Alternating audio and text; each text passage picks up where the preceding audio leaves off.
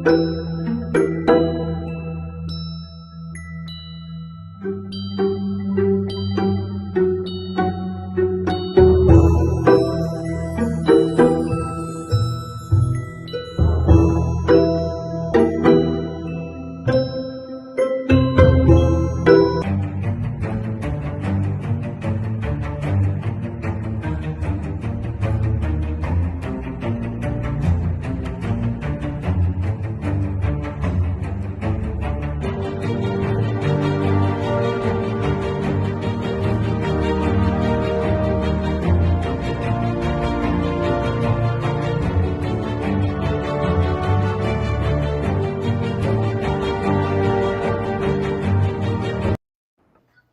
morning. Good morning. Oh, look who made it. Look who. Well, we're not sure if she's here or not, but the gang's all here. Good morning, everybody. This is the Elevation Academy. You got myself. Oh, Shanice is with us. I'm excited. But we have our special guests, both of our special Brian and Tamaya. If you guys have caught our last 2 or 3, I believe. Tamaya was on one and Brian was on one. So these are our admins.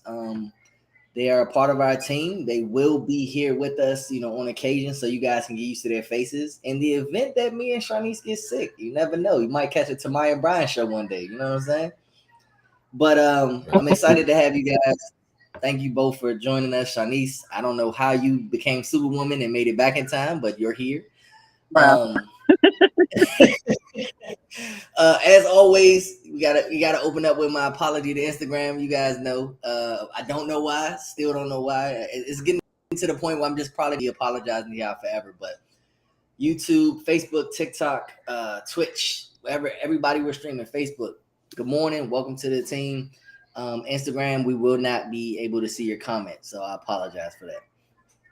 But today, I was gonna freestyle. I ain't gonna lie to y'all, but we ended up having a nice discussion 15 minutes ago, and Brian is open to talking to us about real estate development. So we're gonna treat Brian as if he's our special guest, even though he's a member. We're gonna be questioning Brian and talking about real estate development. So, TikTok. If you guys have any questions, feel free to ask them on the phone. I'm live right here. Feel free to ask them on the phone, and I'll pause and I'll ask Brian for you, so that way you guys can have the answers. Anybody else? Majority of our comments will come to our chat section. So if you guys have comments, I will pop them up on the screen, such as this. They'll look like that, and then we'll answer you guys' questions live. So appreciate you all for joining us. And without further ado, Brian, what's going on, my guy? What's good? What's good, man? Happy to be here. How y'all doing? Chilling. Is the connection like it's not breaking up? Oh my god! Nah, we got right. We had to get that. That's magical. That top tier internet. You know what I mean? Exactly. Account. Yeah, I don't know what was going on last time, but yeah, we here. All right. So what I'm gonna do, and Brian, you already know what I'm gonna do, is I started off and I, have a few standard questions that we created just to get it started before everybody else starts to pop in. So the first question is, what is real estate development? Because I've never, until you told me about it, I've never heard of it. Right. No, I was actually the same way, man. So before I even get into like what it is, kind of how I got started and got exposed to it was, I really thought this was just construction. And, while I was in Florida, I moved around a lot just over the past 10 years, just, after school, and then moved to Florida for my first job, moved to LA, been in South Carolina now, back in the DMV area. But when I was in Florida, man, I wanted to get into real estate from just an investment perspective.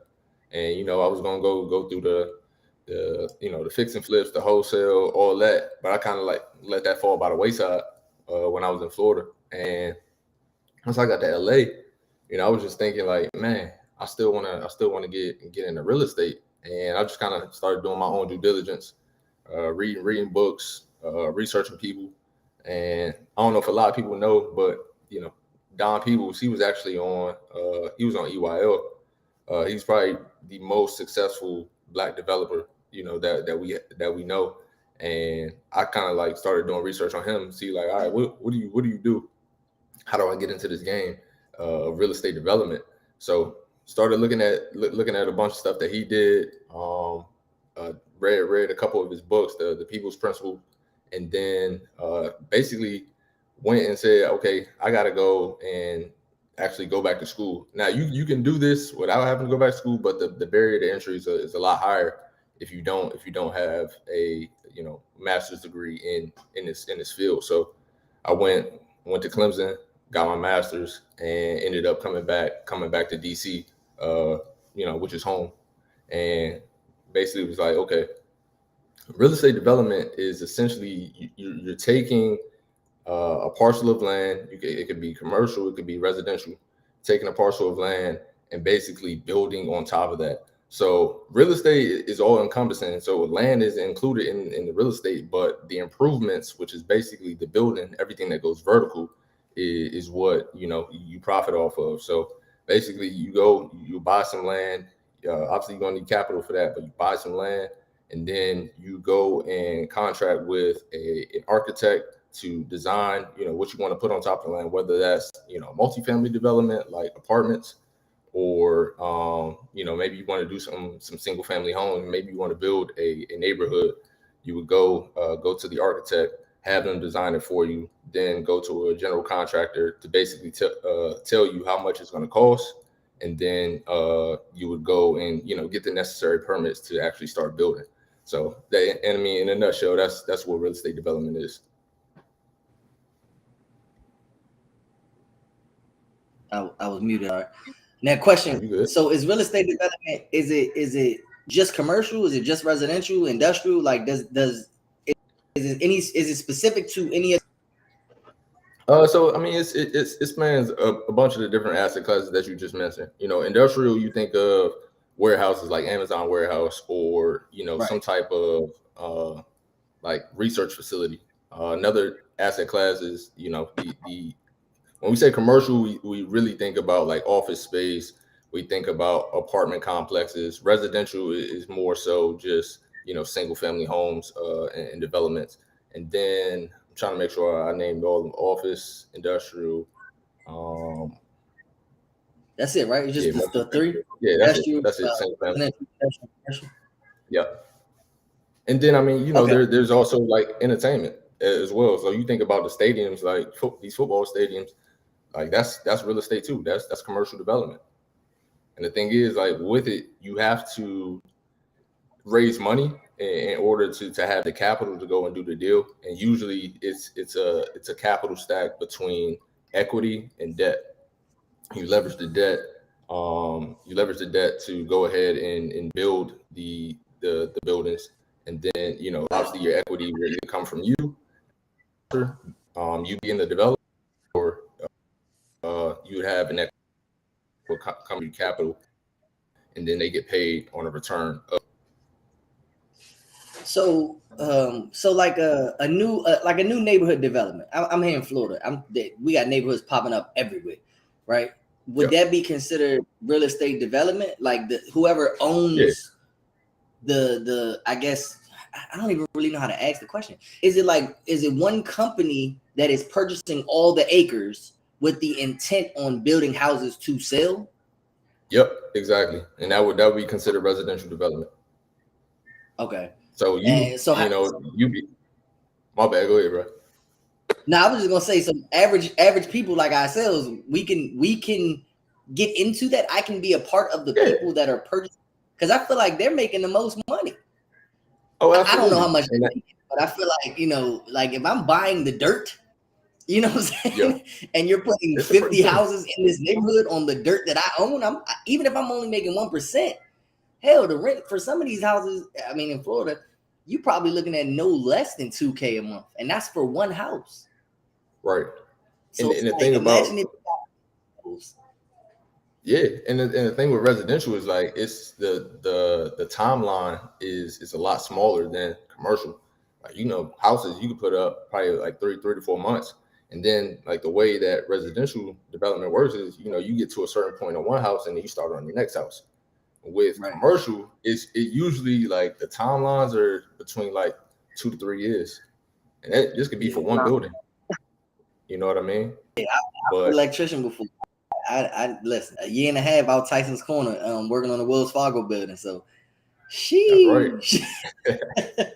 Right. So yeah, we could. I mean, average people like us. I'm not saying we average because you know we the new legends, man. It's Black History Month. I know we celebrate you know our traditional people, but yeah, we the new legends. So average people like us can definitely get into the business. You know, again, you got to be able to find the land. So usually that comes through either a broker or it might be an off-market deal. I like to look at PropStream to see, you know, I mean, see what's available. And then, you know, once you got the land, you know, you secure that, then you just need to be able to, you know, have the capital to actually build the stuff and then kind of go through the permitting process. So you'd have to get familiar with, you know, whatever municipality you're building in, like whatever city that is, and then, you know, just go ahead and file your permits, have a GC. Anybody in real estate knows you got to be able to vet your GCs because they can get over on you. But, you know, find a good GC, and yeah, you go from there, man. Once things start moving, then, you know, you start to see the profits. So. I was going to talk hypothetical, but I'm going to talk real like it's me. So okay, let's say because I know how to use PropStream. Let's say I find 10 acres, and it will I know that the 10 acres can be used for commercial use or residential? Like that's the one thing I've never really navigated because I've only used PropStream for wholesaling.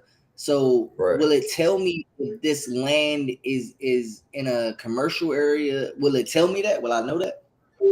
I don't think right off the bat PropStream tells you whether it's zoned for commercial or residential, but you can find that out online. Usually, a lot of municipalities will have the actual zoning map, so it'll tell you whether this property is or this parcel is zoned for commercial development or residential development.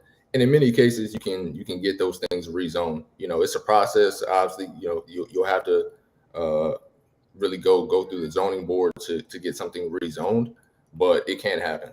So I would say, like right off the bat, PropStream probably won't tell you, but you should be able to find it pretty easily online.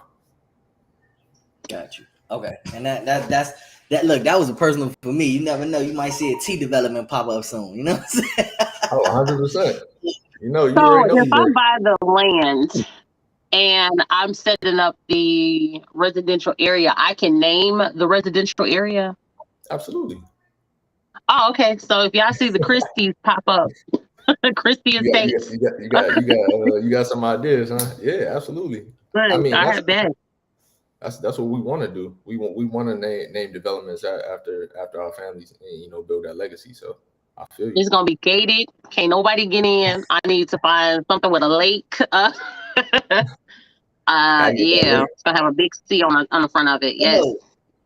So like seriously, like and this is for me again. So like I want to do a whole walkthrough for me. Like let's say I'm on PropStream, I find and I know 10 acres isn't really that big. I'm probably looking at, if I'm thinking of doing a multi-residential neighborhood or whatever, let's say I know for sure I want to buy at least 15 houses or enough land for 15 houses. I'm guessing I'm looking at least 15 acres because you would think, I guess, 1 acre per house. So how would I game plan? Like, and if you got to go deep, you know, you could just tell me you don't want to answer, but would I have to game plan that whole thing? I'd have to be like, okay, I want 20 houses. So I know I need to find 20 acres.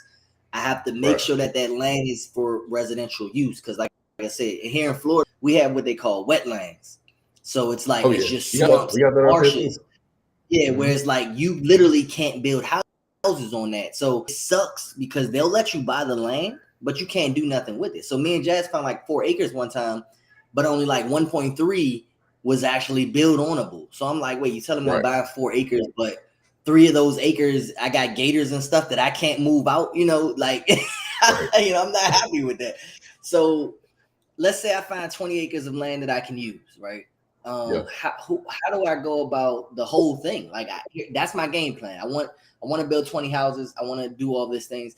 And I know the capital is going to be crazy. Mind you, I have a good credit score, but I feel like Right. the capital on that is gonna be millions. Yeah, yeah. You know, And that, how do I? okay, yeah. Well, just speaking on the capital real quick. I mean, in that sense, I would, obviously find somebody you can JV with. I think that you kind of split the profits, but at the same time, it's easier to get a deal done when you JV. But going to get the land, the due diligence process will tell you whether whether you can build on something or not. And that's when you mentioned wetlands. Yeah, we got wetlands up here too. We also have land that has been affected by toxic materials, whether like there's been a gas station on top of it, dry cleaners, like this stuff gets into the soil and now it's unsuitable for development, right?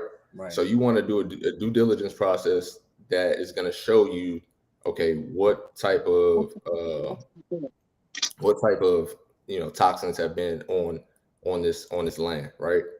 And that usually you can go and get an environmental study done, and that can run you, I would say, anywhere between like 1,500 to upwards of 30,000, based on how big the land is.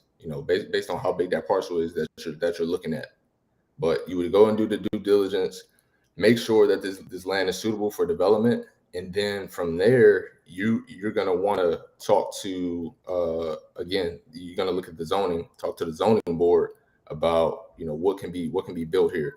Look at the building code, because basically you have this land, but you don't know how big you can build on this, and that's all contingent upon what they already have in place, like what the standards are. So again, you have to go to the municipality. So wherever you are in Florida, I ain't gonna put that on blast. Wherever you are in Florida, you want to go to that Orlando. We just say Orlando. That's close enough. Orlando. That's all they need to know. Right. So you go to the city of Orlando or the county that you stay in, and ask them, for that building code, because that's going to tell you how much you can build on a certain parcel. Because sometimes you have a setback. You have to be a certain area away from like the building line or from the street to where you can start building. So that's obviously gonna affect how big of a house you can build. Got you. Okay, and that makes sense. I think for me, I'm trying to think like, okay, like you said, you got a JV it. Who would I go to talk to know like how much I would need? I mean, I know the GC is going to be the one that does all the work, but let's, I got my idea. Let's say us three, us four with Tamaya. Let's just say all of us have 800 credit scores. We know we could get access to $500,000 each, right? So together, it's between the four of us, we have $2 million in capital. Right. What would be the next step? One of us would go and who do we talk to say like, hey, listen, this is our idea. We want to buy these 20 acres to put houses on it, to build a development. Like, walk me through the actual steps of what we would do. Okay, so I mean, if $2 million is enough to do the development, then from there, we would go to the architect who's going to design all this, contract the architect to have them create the plans, and then from there you present the plans to the general contractor. General contractor is basically going to price the hard cost, which is basically what it costs to actually build the houses, right? You know what I mean? And then from there, you would submit those plans to the design review board, again, for that municipality. And once they approve you, then you get the notice to proceed on, okay, now we can do this construction, right? Now, if we don't have enough money, then we have to go to a lender, real estate lender, to get a construction loan, or maybe it's a permanent loan that's going to carry us all the way through the development. And then after we sell those houses, then we go and obviously pay back the lender, cover that debt service, and then the rest of it is profit. Okay, now, like you said, because it's crazy to even say it, like $2 million might not be enough. You hit $2 million and you're like, yeah, we should be good. But then when you think about it, 20 acres, 20 houses, like, so to my understanding of what you said, we have to cover the initial cost of building all of that. Oh Jesus. Right. Okay, so yeah, 2 million probably. That ain't even Yeah. scratching the iceberg. It depends, but it depends on what you're building. But yeah, for the sake of 20 acres, it's definitely not going to be enough. Okay, so maybe let's start smaller because I want to be realistic. Let's just say let's say 5 acres. We want to build a small development or maybe an apartment complex. Right. Maybe two 8-unit apartment buildings. That's it. We want to grab 3 acres. We know we're gonna have 2 8-unit apartment buildings, which can make money. That's 16 units to rent out. But let's say the 2 million does cover that. So now we have to pull our resources together. It sounds like you said, pay the architect, pay the GC, get all the licenses and things like that. Yep. Now we're the owners of the land and the buildings, correct? Exactly. So you're the owner of the land and the buildings, and then once everything is complete, and honestly, I would kind of recommend that you kind of try to pre-lease. So as soon as you have, maybe you got 1 or 2 units done, that's when you need to start pre-leasing, because the longer you obviously hold on to the stuff, the more expensive it's going to be. We get into the real estate to sell the real estate. You know what I mean? Either sell the real estate or rent out the units. We want to create cash flow as soon as possible, because again, we got the debt service that we got to pay that money back to the lender, which there's interest on that money. So the longer you have that, the more interest you're gonna pay. But you want to go ahead and create that cash flow as soon as possible. Okay. Now, as soon as you said that, it immediately turned the light bulb in my head. That's why the real estate developments, they want that $10,000 or $15,000 deposit before they even start building your house. Right. Because that's what they was telling us. It was, me and Jazz, we went house shopping or whatever, and they were like, yeah, anywhere it'll be 3.5% to even get started. And now it makes perfect sense. We're not investing more of our money into your stuff without some deposit. But now that I think about it, if you're doing a 3.5% deposit, that's probably covering them for a month or two of their monthly expenses to even, to pay those loans back. So that makes perfect sense. And that's super smart. Like you said, apartments though, it's kind of harder to like pre-lease apartment, or at least get money down until they're like actually ready. It's like if we say we're open on September 1st. Yeah, maybe like August we can start taking it, but it'll be hard for houses. People are putting $20,000 down, and their house will be built until next year. It's like that. Now that you say it, it makes perfect sense, but at the same time, it doesn't make any sense, because us as the consumers, why am I giving you $20,000 for a house next year? You know what I'm saying? Like, But as the real estate developer, it's like all you doing is covering my cost to build the entire neighborhood, and we don't realize that. So it's like without the capital, I mean, nothing is moving. Look, I'm look, you getting me more interested. I was excited, when you first brought it to us, and I was like, okay, let's listen to it and see what it is. But I always, we're so, and I'm gonna be straight, we're small-minded when it comes to like the real estate world, because we just think buy a house, the equity goes up, sell a house. That's it. And it sounds like it's so much more and so much more money to be made if you buy the land, build the house, and sell the land. You can sell everything. Exactly. And I mean, it's also, I feel like you have more flexibility once you buy the land. Once you buy a house, that's just a house. You can obviously you can rent it out, and you can capitalize on like the appreciation. But you have the land, you can have multiple uses for that land. So yeah, I think again, like I said in the beginning, man, I thought this was just construction. I had no idea that people were joint venturing to raise money, to pay a GC, pay an architect. You got to go through the zoning board. I had no idea. You getting me started on a T build, like seriously, man. Because this is how I look at it. A lot of people don't understand how beneficial JVing something is, because everybody's a me. Everybody's a me person. We've all had our moments where it's like, I want all the money, you know. But in reality of it is, if even if it took 15 people, and I'm not saying it's going to be a big number like that, but think about it like this: if you take 15 people that you truly trust, or even if you don't trust them, contract them. Contract are more trustworthy than trust, right? So if you have 15 people that are all contracted to this obligation, and we're like, okay, cause listen, we all need to put in $100,000 each, even though that's a small number. Now, actually, let's go more realistic. 15 people, we're all putting in 300,000. We probably don't have it. That's where credit comes in, so we can get access to that with our credit score. But we all get 300,000. I don't have my calculator, and I don't even know how much that is. Alexa, like 1.5 or 15 million, I think. Alexa, what is 200,000 times 15?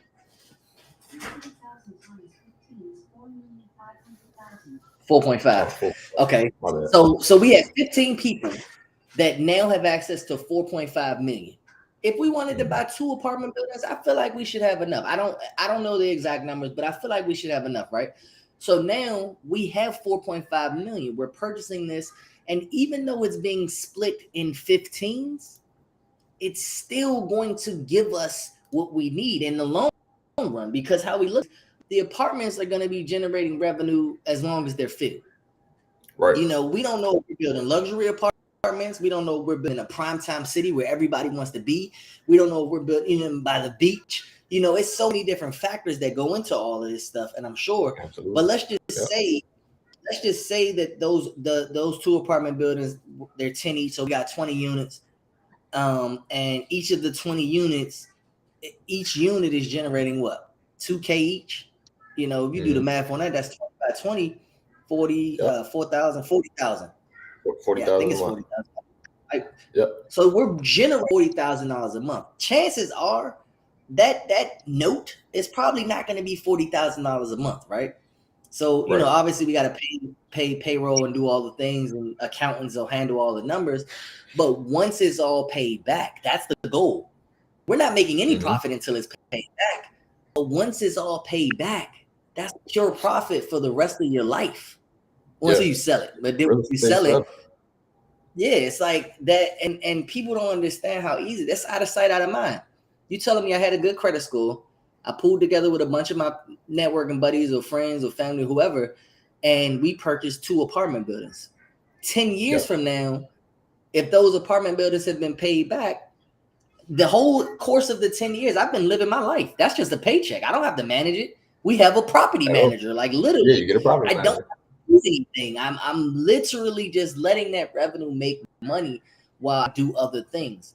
We don't have to worry about it affecting our personal credit score if we have a LLC, a mother company that is housed under, because all of that utilization is going to be on the business. So I still have that 800 credit score. You know, I PG'd it or whatever, but I still have the 800 credit score. My utilization is still fine, but the money is all tied up into this property being slowly paid back. Rinse, repeat, and it's forever. Rinse, repeat. And now that I'm learning this, and then I'm understanding it, I'm seeing like those big corporations probably got started, like Troll Brothers, or you know, I don't even know who owns the development that I live in, but it probably started with something small. It probably started with something small, and we're watching it happen like all day. You know, people, I know y'all watch HGTV, or sometimes people watch HGTV. All those real estate people, all they're doing is accumulating money to buy something bigger. I watched the who are those twins? The Property Brothers, I think, the twins that do houses or whatever. So me and my wife, they got a new show now where they're renovating houses and renting them out. So they're not buying and selling anymore. They're buying and renting out. So they didn't kick it up to another notch where they like, instead of selling and making the money one time, let's rent these Jones out and make the money recurring. And Jesus, man, look, let it pile up, you know. And that's the thing, man. You again, rinse and repeat. You do one, you know, then you have the capability of doing another. And just on a point that like Jay being is like, yo, money making is a social activity. You gotta get around people. You gotta network to make more money. I mean, if you can do it by yourself, but at the same time, like this is just what I've learned, my experience. You can get with y'all, other mentorships that I've invested in, networking group. Like money making is a social activity. Yeah, there you go. So you gotta. It starts with trust, though. When I telling y'all to do these things with just random people, definitely starts with trust. Somebody's gotta have the brain. Like our brain is at the bottom of the screen. She coordinates a lot of our stuff. So. So I'm sitting over here, I'm listening to y'all, and I'm looking in different states where I can buy like huge lots of acreage for like under 20,000 right now. So see? I gotta look. I'm listening to what y'all saying. I'm like, Christie Estates is about to be a real thing. Like, oh no, I can't. Because I ain't invested on Christie Estates. You know what I'm saying? We might have to change. Look, I don't care. I don't care. So when I'm a millionaire, I'll invest in we can name it Marley and Me. Let's name it Marley and Me Estates. Marley Estates. No. We can name it I'm looking up huge lots because you can go, to like the county websites and find the acreage. You just got to have the money to be able to pay for it. My mom was telling me I'm gonna run this play this month, KP, and I'm gonna let you know as soon as I have an answer on how to get real estate for a reduced amount. And then after that, Brian, you're gonna have to like plug me in because I'm gonna start flipping houses let's do it. like immediately right off. Like I want to run it first and see if I can do it. If I can, I'm gonna tell you what I did. Gotcha. What she just said though, y'all, this is why financial literacy is so important. Also network, because without us knowing each other, Brian would be the only one with this information. We wouldn't be able to relay it. If she's gonna go and find the properties and I can show us how to navigate our credit to make more money or to get more money, to have more capital. Right. It all plays a part in what you do and how your team operates. Like I love my team. Like I love that we all have different mindsets, different areas. We all in different states, so we can cover way more ground. It's like it's super beneficial to have a team. One, I say this almost every zone. It's super beneficial to have a team, but it's also beneficial when you let your team speak. Sometimes people are a part of teams, but there's only one mouth. Only one person is giving directions. Only one person is telling everybody what to do. That's not a team. That's employment is what it sounds like. You know what I'm saying? Who's the boss? Right. We don't really have a boss. We have a bunch of ideas that we shoot off each other. Mine get rejected the most, but I still shoot them out there. Yeah, you got to. You got to keep shooting. Shoot.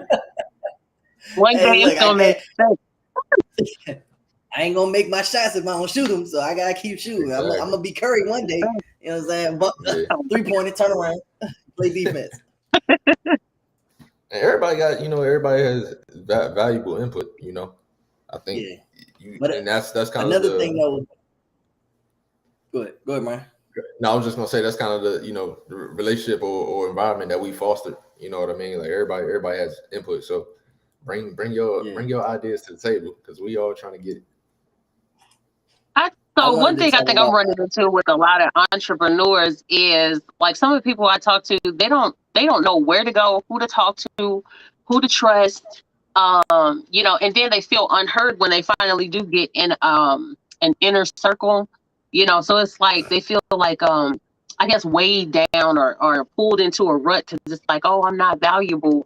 And I be telling people all the time, and I said this to one of my students last night, like nobody is you. Nobody. I don't care if you in the room with 1,000 people, you're not in competition with nobody. Like I don't understand where the crab in a barrel mentality comes from. I'm not pulling nobody down. I'm gonna push you if anything. You know what I mean? And I like to have people around me that do the exact same thing. Like on some, to be honest, if it wasn't for KP constantly pushing me, I would be on camera right now. I'd still be like this. Remember the voice for like the first 2 years. If y'all went out accountability Zoom, y'all remember. They knew what she sounded like, but nobody knew what she looked like. Right. He turned all, but like you have to get around people that are nurturing. So I'm grateful for Brian, not KP, but Brian. I'm grateful for you. Like KP, want to brought me in. Nah, not you.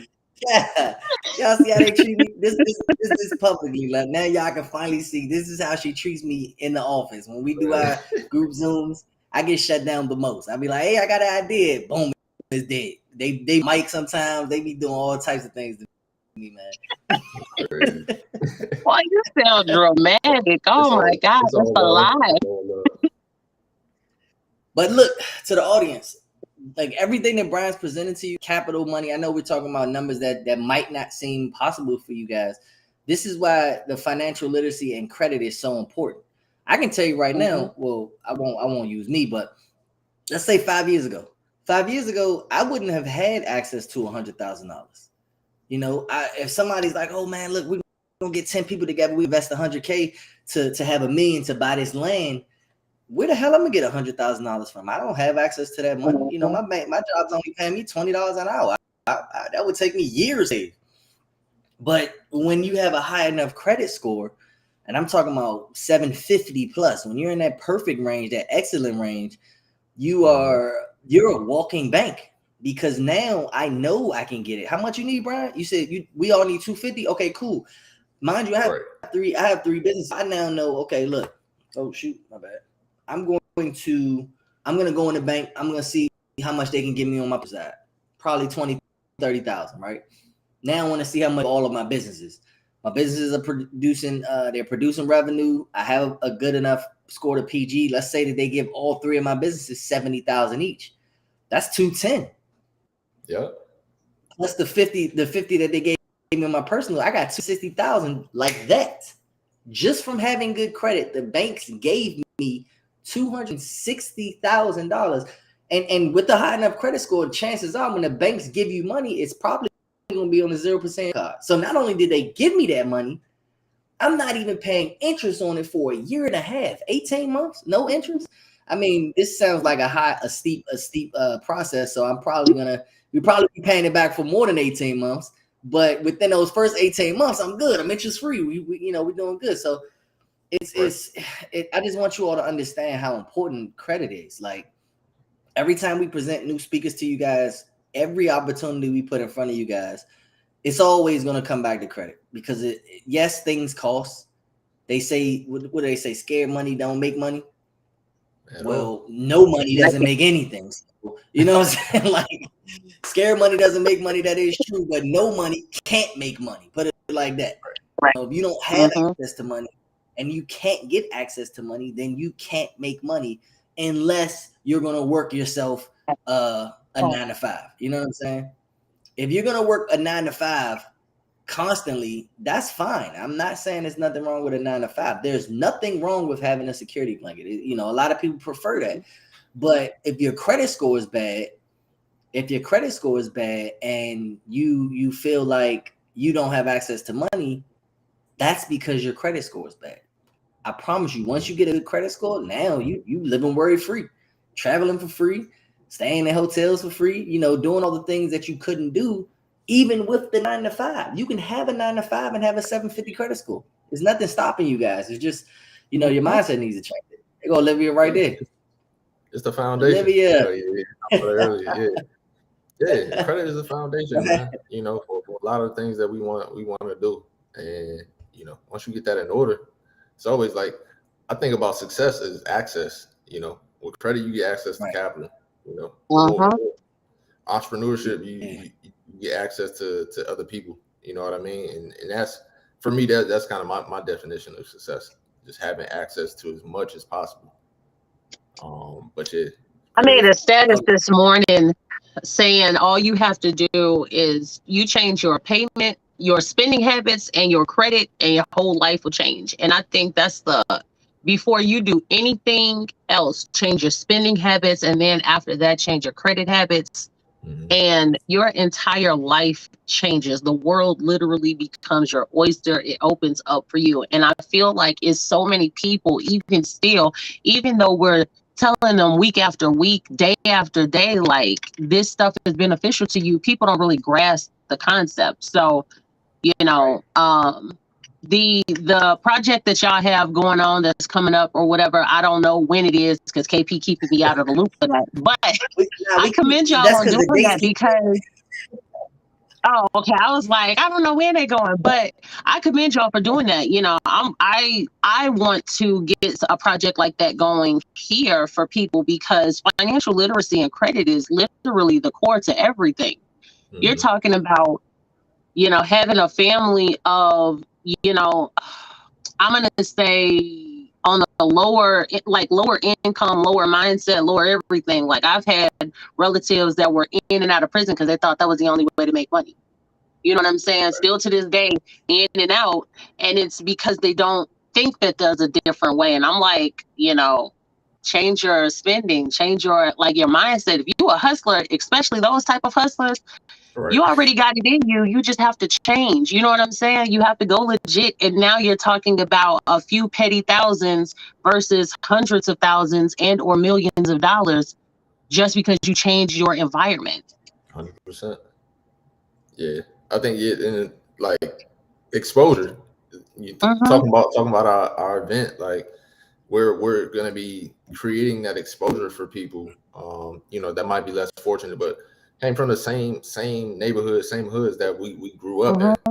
And you know, that's the whole at the point. End of the day, like, you know, there's that saying, like you don't know what you don't know. I mean, some things you do know, like okay, if I'm a go in here, like I definitely don't have the knowledge of a doctor, but you know, until you get exposed to things, you would never know that you didn't really understand or you know that field. So yeah, right. It comes down to exposure, and it's up to us to make that happen. So networking also helps you with networking also helps you with understanding that your situation can get better, because a lot of times you know, people in those situations, this is why we're doing it. You know, people from our neighborhoods and our places where we grew up in, Section 8 welfare and things like that, they just think that's all it is.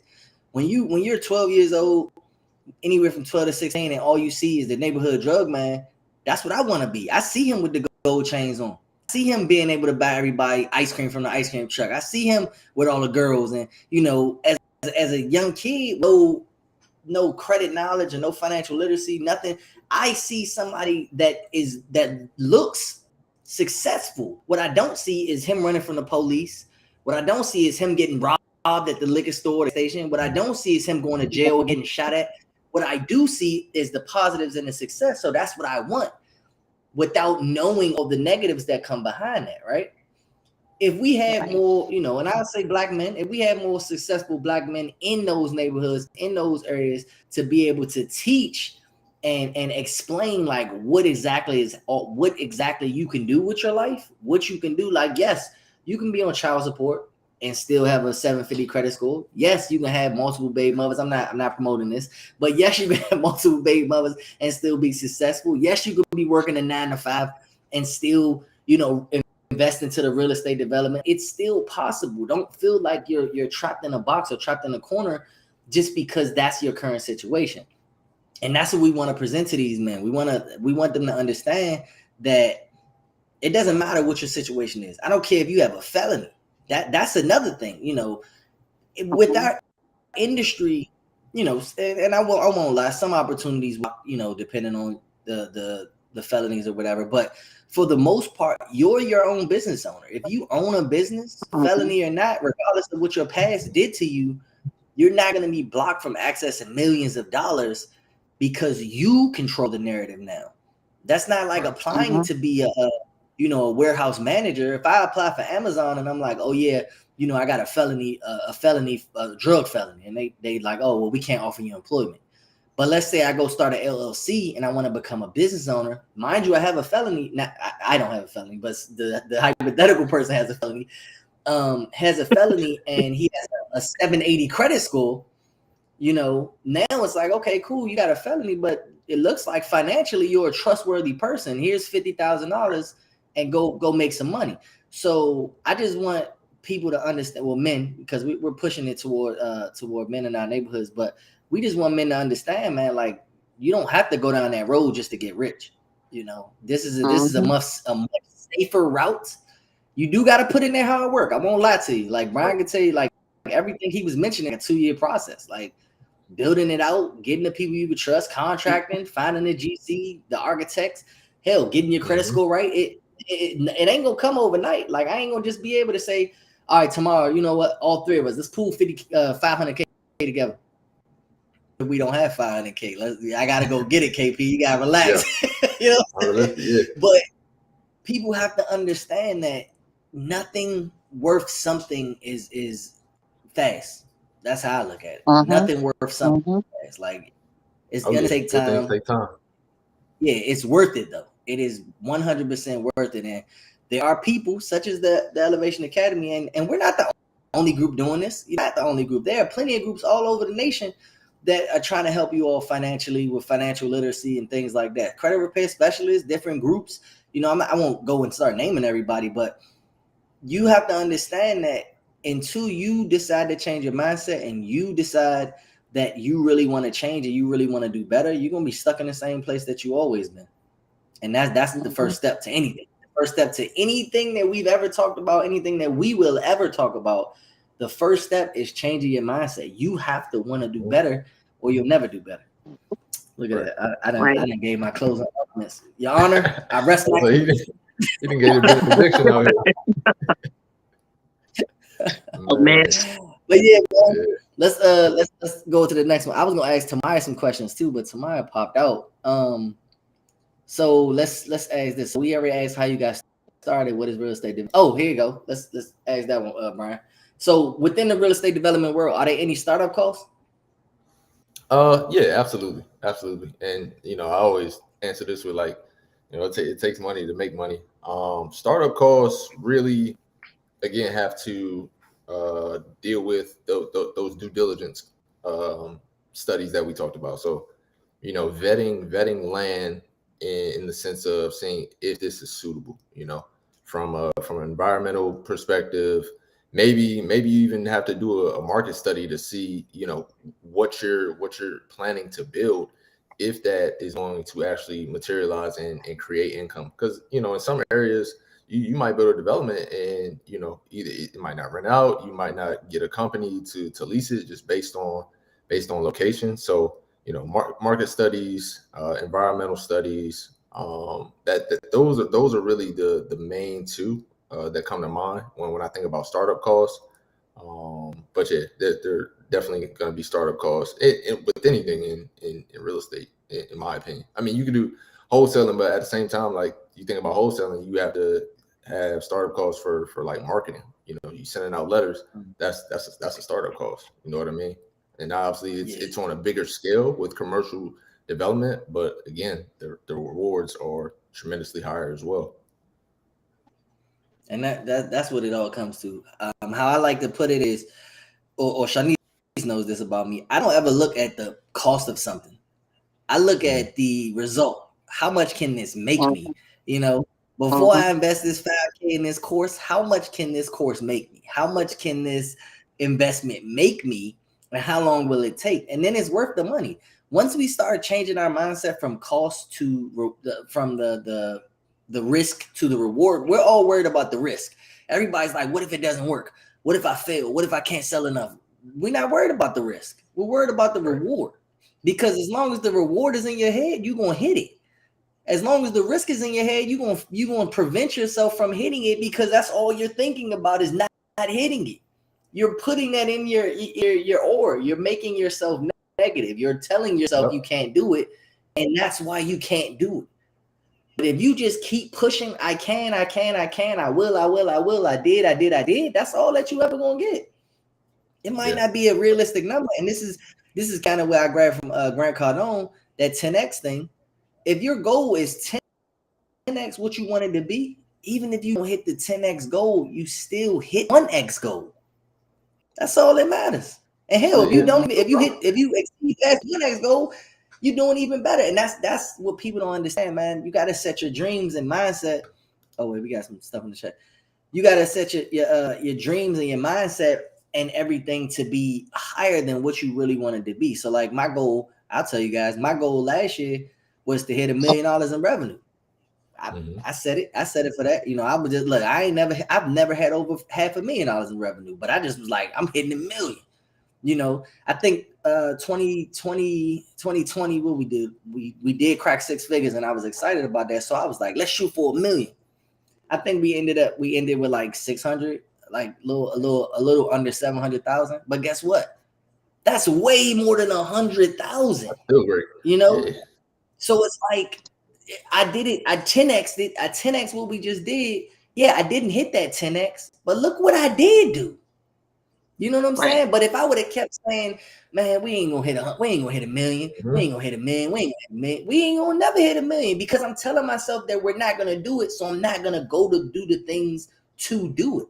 Instead, I'm like, yo, I'm networking with this. Well, y'all done been here. Y'all know I be gloating all the time in the group chat, but it's like, I'm networking with this person. I'm networking with that person. It got to the point where I'm talking to people that don't have nothing to do with our industry, because I'm trying to hit that $1 million. I'm talking to doctors. I'm talking to people at the gas station. I'm just selling. Who can I help? I help my barber. I help the nail salon lady. I help the gas station people. I'm like, yo, what can I do to help you make money? And it inevitably drove me up to that point. And it's like, you won't get it if you tell yourself you get it. Once you start telling yourself you will, and you will, and you will, I promise you, you will. But you gotta have that mindset, and it's a lot to go with. So, I guess we can add something to that, KP.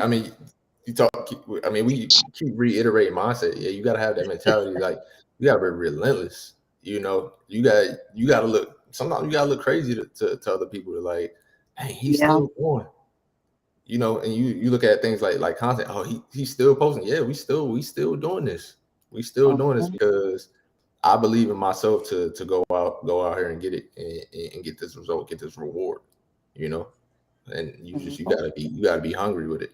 Entrepreneurship is not for the weak. I mean, you're gonna have ups and downs. Like, the thing about the income is like, I might not get paid this month. How you gonna deal with that? How do you react to that? I think, you know, your success is contingent upon how you react to these situations and how you continue to go back and just keep going.